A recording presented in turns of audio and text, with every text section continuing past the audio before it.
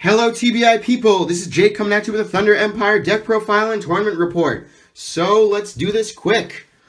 We got a Dragon World flag. You've seen Onis, you might see Jaeger, you've seen Prisms, let's do Thunder Empire. We got Bots as the buddy, a nice and tasty SP. Call cost is pay 1 gauge. And let's have the camera focus. Come on. Camera focus. There we go. During your turn, this card in your field cannot be destroyed. At the beginning of your attack phase for the turn, this card gets double attack. Or if you have 4 life or less, instead gets triple attack and an extra 3,000 power. Pretty busted and kind of rampageous. So let's go through the size 1s. First size 1, Trillight of the Black Sword. Literally 1s all around. Has double attack and pay 1 gauge. When this card attacks, you may pay the gauge and destroy a monster in the field. And has double attack, so you can do that twice. It helps set up for your impacts and your spells. Next, we have Replenish or Pentar.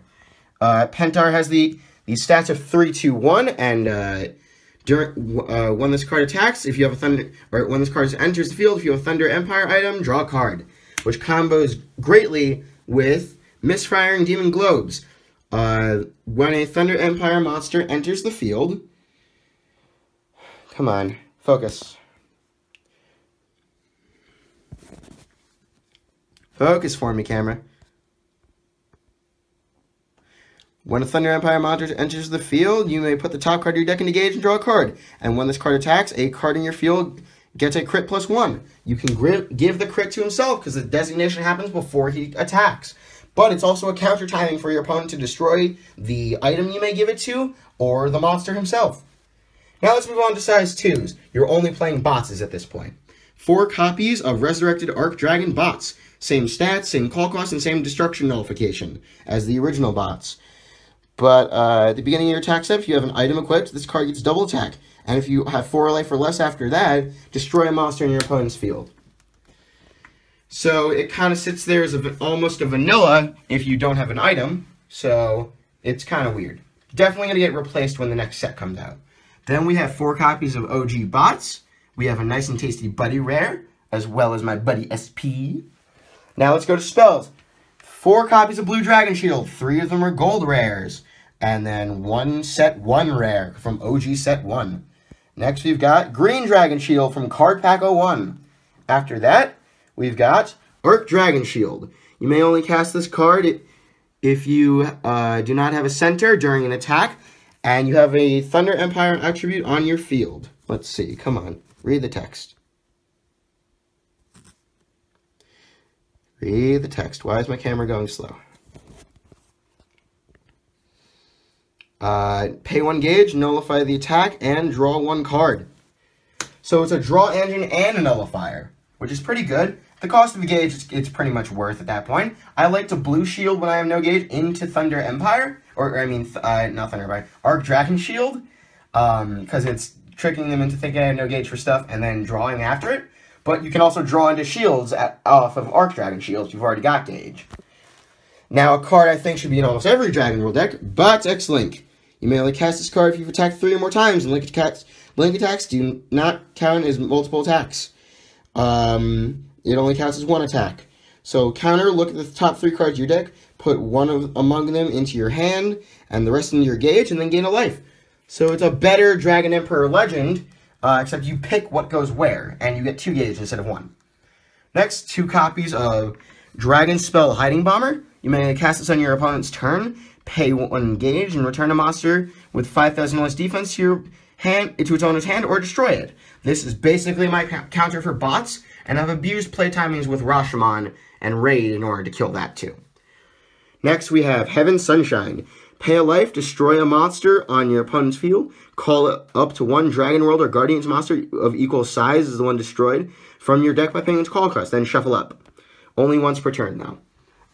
This adds more consistency to the deck, and even if I don't get to call out a monster, downside is they can check what's in my deck, because they have to prove I don't have a monster, but I do get to pop a thing if I'm playing it. Next, 4 copies of Dual Spark. Anybody remember Dragon Anthem? This is the exact same thing, but with a Thunder Empire flavor. So 5,000 power, 1 critical, pay gauge and left to equip. Cannot attack the left and the right, but has double attack. Good for pushing against walls and triggering your X-Links, along with Trilite. So, it's a good weapon. Is destructible, though. Next, we have Arc Dragon Sword. What I agree is the better weapon. 1 attack, but 6,000 power, 2 critical, and 1 gauge to equip. It cannot be destroyed by opponent's card effects, and gives all Thunder Empire monsters in the field 2,000 power.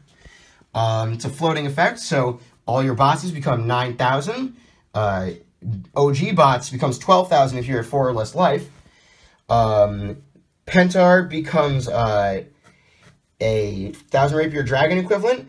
Globes is 5,000, and Trilite can actually hit some minor defenses with just attacks, and then you pop it. So it's a good card, definitely a staple. Also, going quickly, so I forgot to mention, when you Globes into Pentar, definitely a good combo, because Globes turns Pentar's Call into 2 draws and a charge, which you can play more Pentars later, or more Pentars in the same turn to get more draws. Now back to the pacing. Last but not least, in the main deck is 4 copies of your Be-All End-All Impact.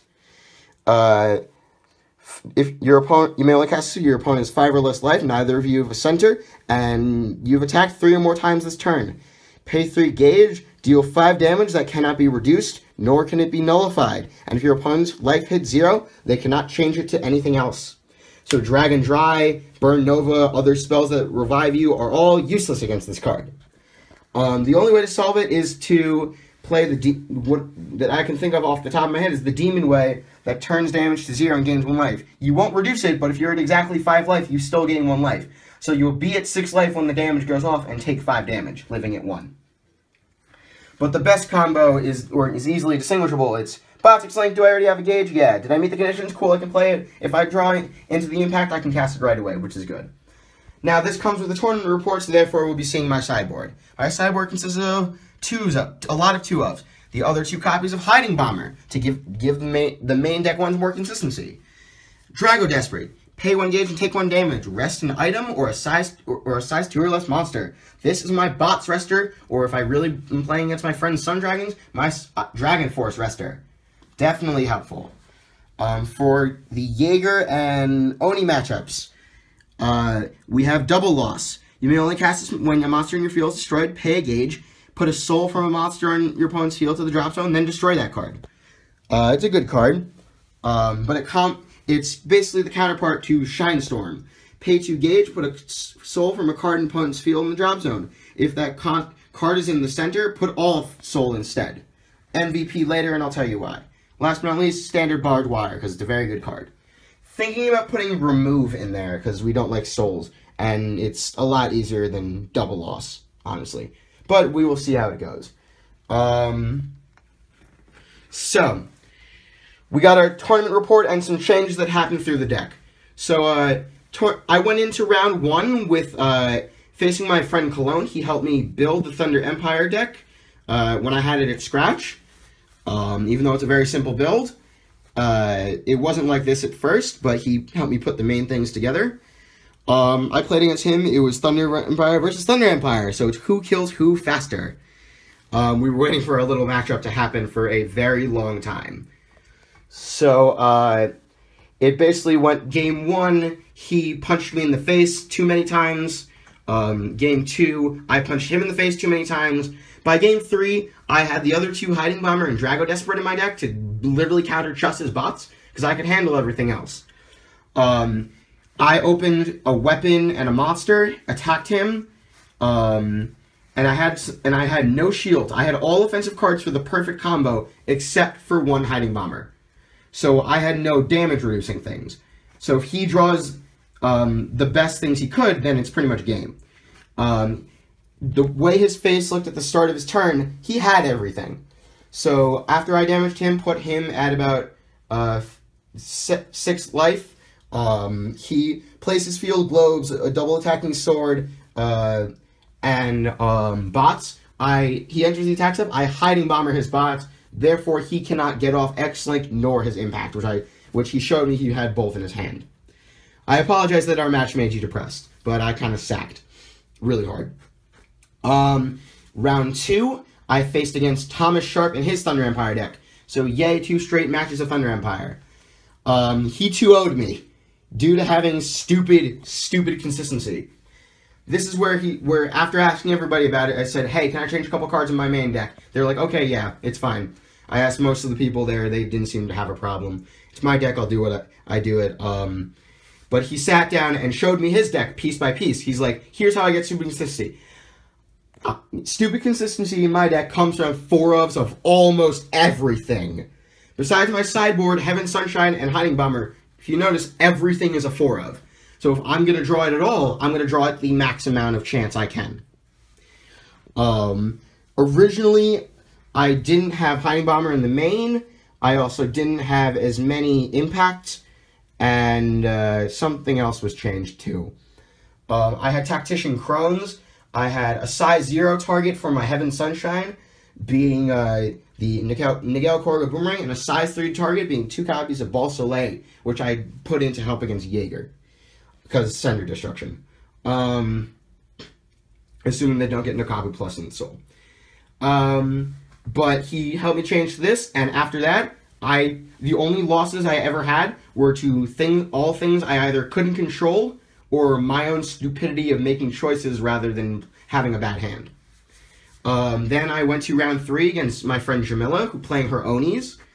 Game 1, she would have won, but she did the ending math wrong. She had a 1 crit and a 2 crit on her field. All I had was Green Dragon Shield in my hand. I had bots and a sword on my field with 1 life. She said she couldn't hit bots with either her weapon or her sword. She didn't want to link it to waste the attack. And she chose to hit me with the 2 crit first, so I go from 1 to 2 due to Green Dragon Shield, and she pokes for 1, so I go back to 1. But now that I have 1 life, I have a sword and triple attacking bots. I draw into globes. The rest is history. Game 3 was way back and forth. I went from having just my item on my field to drawing globes, charge and drawing Pentar into Pentar. So I had globes, Pentar, charge, and 2-draw. Get Trilite, sacked Pentar, almost sacked globes. That would have been a costing mistake. But sacked Pentar for Trilite, give the crit to Trilite, and the rest was math. So I won that game. Then we went on to round 4. Round 4 I played against Devlon. So my matchups in Swiss were two Onis and two Thunders. Great. So I ended up playing against Devlon. Game 1, he bricked when he really needed it. Game 2, I used shields the wrong way and miscalculated a bunch. Wasn't sure if I could win, but we kind of didn't figure it out in the end. Game 3, he had no cards in hand, open center, and two things on his field. What is it? 2 Hades Fall. I had bots and my indestructible item. He had exactly 6 life. I had 7 life. I thought maybe his 2 Hades Falls are both sides 1s. If I can trigger them both, he might get some things in center, but I'll have triple attack. So I tried to proc off triple attack rather than go straight for the face to win. I gambled it. He went off on one of the things, and I lost. So I was rather frustrated with myself. I kind of got really, really salty, more than I've ever been. But I was told by the tournament runner Steve Clarkson that one of the X2s would get into top 8. It was between me, Joey, and our friend Darren. So, me, my friend Joe, and our friend Darren. So, based on our records during Swiss and who we lost to, obviously, I lost to someone who was undefeated and someone who only had 1 other loss. So, I got into top 8 due to my record being better. After that, top 8 round 1, I faced against my teammate Chris and his Dual Jaeger Dynamite. Hopefully, you'll see a deck profile from him. Game 1, he kind of sicked me because I had no sideboard. My deck kind of doesn't function as well without the sideboard against him. Game 2, I double lost one of his Jaegers. He brought back another one. He opened like 3 Jaegers. he kept drawing into 2 more. He kept charging the ones he didn't need. So on his last on one Jaeger, which he sat on for 3 turns, I hiding bombered to kill it, and by the time I hiding bombered, he had no Jaegers left. So at that point, the next time my turn started, I was at 3 life. I punched him for face until he died. Game 3 was the epic game. I calculated very carefully. You had 3 shields in hand at the start of the game. Drew into my offensive stuff. He had Ocean Jaeger, had the cap, had 2 size zeros that each had 1 crit. I was at 11 life at the start of the attack phase, I think. I'm not sure if my math's right there. But by the time he got into Dynamite, I had 6 life. And 1 Green Dragon shield in hand. 3 gauge and nothing else, besides the bots and a sword on my field. So, he's not going to attack bots. He's Dynamite. He's going to try and punch me to win. Because I Green Dragon shield, I live with 1 life. So now, my bots has triple attack, but he's got like 5 soul. I top deck, no charge draw, into Shinestorm. I pay 2 gauge, get rid of all his Jaeger's soul, and punch him for face. Because I have 6 crit worth of attack, he has 5 life. So, that was round 1. Round 2 of top 8, I faced against Jalen's Prisms. Game 1 was pretty back and forth, pretty even, but he killed me with his unreversible impact. Game 2 was back and forth. I killed him with my unreversible impact. Game 3, we both bricked pretty hard, but who could brick harder. I think, I could be wrong, but he top decked into the 2 size 3s he had. One of his center monsters was Galette for like a turn. So, I killed his Othra, I killed his Galette, and eventually I was at 2 life. He had Crystal Spikes.